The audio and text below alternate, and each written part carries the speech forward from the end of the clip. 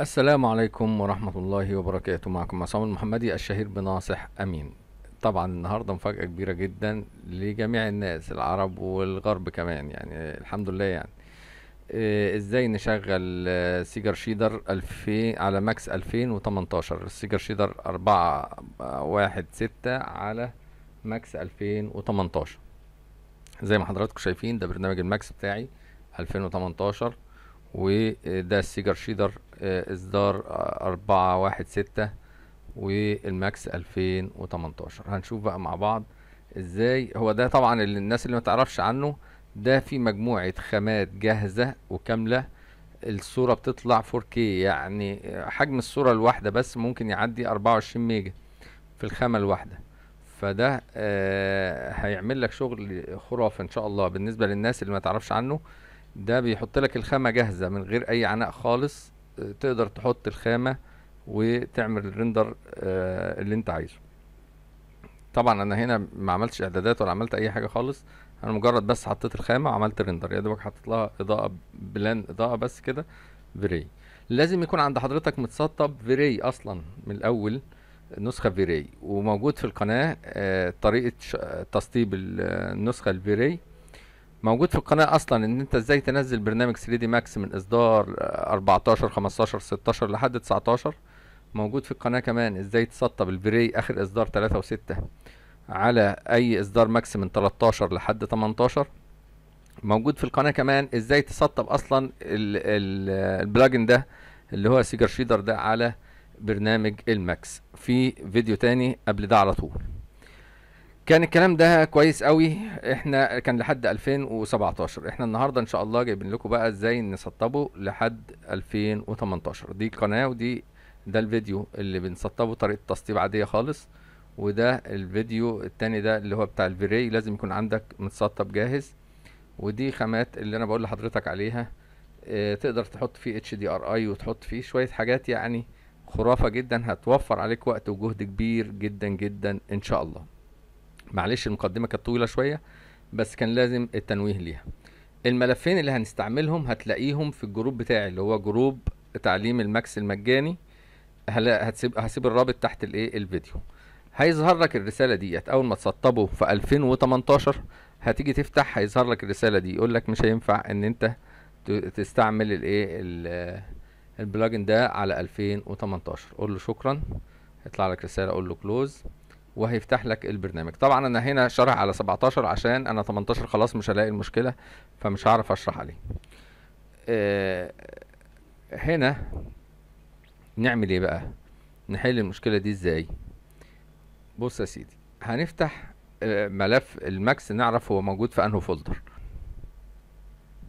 احنا عايزين نفتح الملف ده اللي هو كونفيجر دي. لو جينا نفتحه من هنا مش هيتفتح. طب نفتحه ازاي؟ بنفتح نوت باد جديدة عادي خالص اهي، وبعدين منها هنضغط من قائمة فايل اوبن، وبعدين نوصل للملف ده اللي موجود في ال 3 دي ماكس.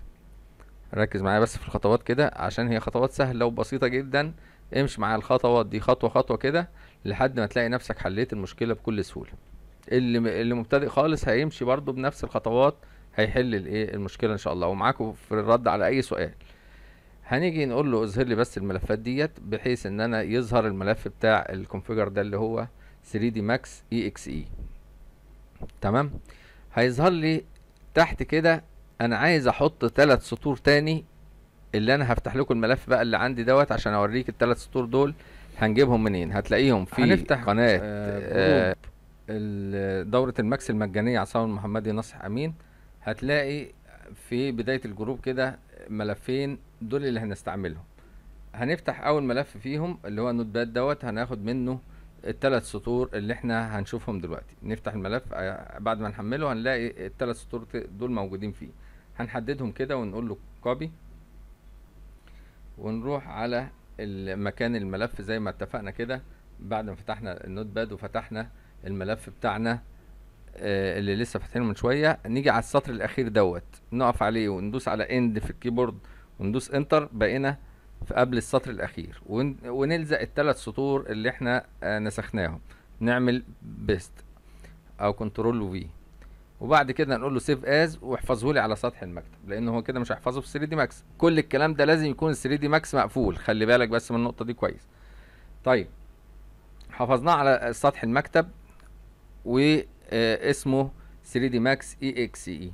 لو لقينا في الاصدارات القديمه اللي هي 16 و17 لو لقينا في مشكله، برضو دي حل لها نفس المشكله. لو في ال 18 مش هيجي لك الاسم كده، يعني هو هيبدا هيتكتب 3 دي ماكس اي اكس اي وخلاص مفيش زياده. لو لقيت زياده عن كده بتعمل رينيم وتمسح الزياده زي ما انا بعمل دلوقتي. تمام.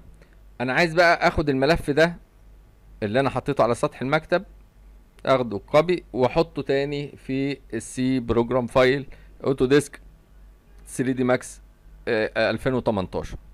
يعني احنا كنا جايبينه 2018 وهنحطه تاني في نفس المكان بعد ما ضفنا ليه الثلاث سطور اللي احنا اضفناهم. طيب هنا ممكن نلجأ لبعض الخطوات كده البسيطة ديت. لو مش ظاهر عندك الملف بندوس هنا عشان يظهر، لو ظاهر خلاص مش محتاج الخطوة ديت. يعني دي خطوة عشان يعني احل لك كل المشكلة. يعني باخد بقى الملف دوت كات، و زي ما قلت لك هعمل رينيم لو كان الملف مش مكتوب 3 دي ماكس اي اكس اي، بس هشيل الزياده منه واخده بقى كات واحطه تاني في مكانه اللي كان موجود فيه من الاول، اللي هو السي البروجرام فايل بتاع 3 دي ماكس. اقول له بيست، هيقول لي استبدل، اقول له استبدله لي. تمام كده قفلنا الملف دوت او الفولدر دوت. ونفتح الماكس وما ننساش كليك يمين واقول له افتحه از ادمنستريتور، وافتح الماكس. اجي اشغل الاقي البلاجن اشتغل وزي الفل. هيقابلني كمان مشكله صغيره وهدي لك الحل بتاعها. ايه المشكله الصغيره دي؟ اجي اقول له من هنا بقى عشان اعرف البرنامج في زرار ليه كده جاهز عشان ما اقعدش اعمل الخطوات دي كل مره. انا هعمل زرار هنا كده عشان احدد عليه المكان بتاع الخامات بتاعتي. ادي الطريقه سهله خالص كده، امشي مع الخطوات ديت هتلاقي نفسك عملت الايه الزرار. ادوس عليه كده هيفتح لي مكتبه الخامات الجاهزه زي الفل زي ما حضرتك شايف كده بجميع الخامات اللي موجوده فيها. كلام جميل. هنا بنحدد له المسار بتاع الخامات اللي احنا كنا منزلينه مثلا في السي، بنقول له مسار الخامات اهوت وحددناه عشان يبقى الكلام واضح والخامات جاهزه. اوكي نرجع بقى تاني نبص كده على الخامات نلاقيها موجوده وزي الفل. نيجي نفتح ماتيريال اديتور اللي هو من الماكس بقى العادي بتاعنا عشان ننزل الخامه. اجي افتحه واجي انزل عليه خامه من دول على اي سلوت موجود في ال 3 دي ماكس في الخامات هنا كده. شوف ايه اللي هيحصل. حددنا مثلا الخامه دي واقول له هنا اقول له assign material، للاسف الاقي الخامه بقت سودة. طيب نحلها ازاي؟ ركز معايا.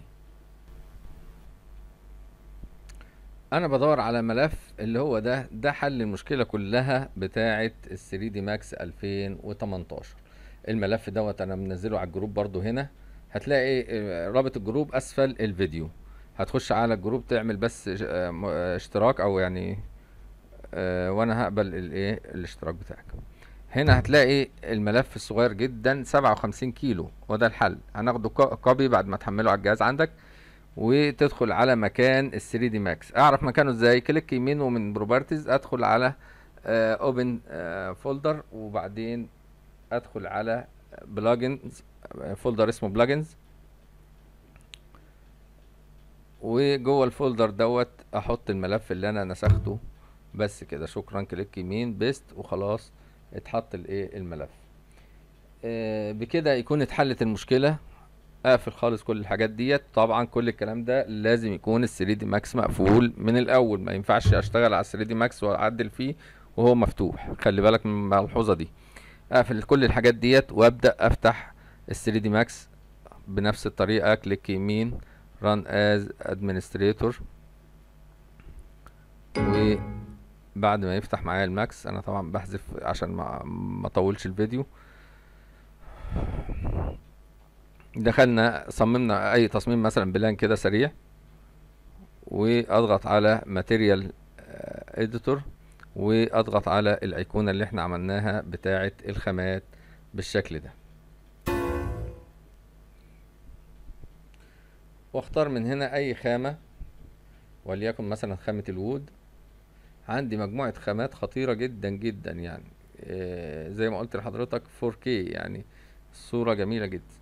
اقول له assign material، هتظهر لي هنا في الماتيريال اديتور. اقول له assign material وانا محدد طبعا البلان هناك. اقول له assign material واقفل الحاجات ديت، هلاقي الخامة ظهرت عندي بالشكل ده. ممكن عشان ابين الريندر هحط لها اضاءة كده في السريع. اقول له فيري برضو، وما تنساش لازم يكون مسطب الفيري عندك من الاول عشان يشتغل معاك البلاجن. ومن خصائص البلان دوت اقول له من هنا انفيزابل، وادخل تاني اقول له ريندر. هيبان معايا الخامة بالشكل الجميل اللي انتوا شايفينه ده من غير ما اعمل فيها اي حاجة خالص. طبعا عارف ان انتوا خبرة وهتعملوا شوية اضاءة وشوية خلفية وشوية حاجات هتخلي الخامة دي تنطق بواقعية جدا. لو عجبك الفيديو ما تنساش لايك وسبسكرايب وكمان شير عشان كل الناس تستفيد. شكرا ليكم والسلام عليكم ورحمة الله وبركاته.